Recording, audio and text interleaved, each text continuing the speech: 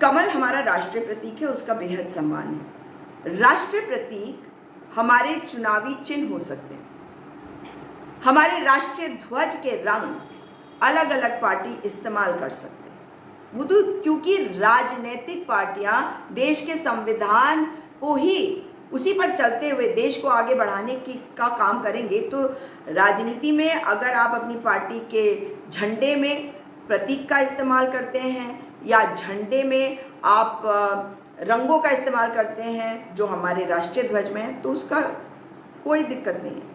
अपने नाम में, जैसे हमने अपना नाम इंडिया रखा, उस नाम को बिगाड़ने का काम भारतीय जनता पार्टी कर रही है, क्योंकि ये उनका काम है। लेकिन अगर आप अपने चुनावी चिन्ह, और देखिए बहुत फर्क है, कांग्रेस का राष्ट्रीय ध्वज हाथ के साथ है ना, तो चुनावी चिन्ह उसमें है, और हमारा जो चक्र के साथ झंडा है वो राष्ट्रीय ध्वज है। दोनों में फर्क है।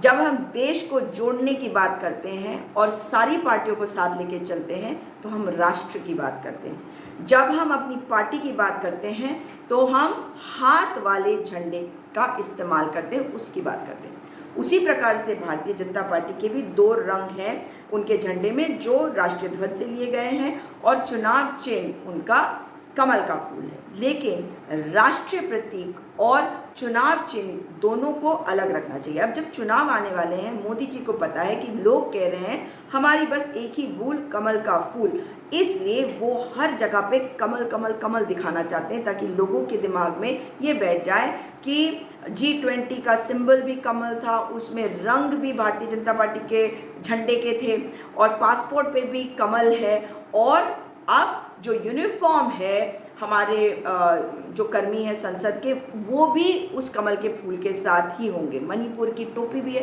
टोपी पहनाने का काम आप करते रहे हैं, लेकिन क्या मणिपुर के लोगों की समस्या का समाधान हो जाएगा अगर वहाँ के कर्मी मणिपुर की टोपी पहन लेंगे? ये लोकतंत्र है और स्पीकर के पास अधिकार हो सकता है, लेकिन बिना लोगों के साथ डिस्कस किए आप कुछ भी नहीं कर सकते। ये जिम्मेदारी है लोकतंत्र में। आप ये नहीं कह सकते कि ये मेरा अधिकार है, नहीं, हमारा अधिकार। लोगों को सवाल पूछना चाहिए कि आप आखिर करना क्या चाहते हैं। भ्रमित कोई नहीं हो रहा, इनका डर भी साफ दिख रहा है, क्योंकि ये मुद्दों से भटकाने के लिए ये सारी चीज़ें कर रहे हैं। इसलिए रहिए सावधान, क्योंकि भाजपा का चाल चरित्र चेहरा ही है षड्यंत्र का और भ्रमित करने का।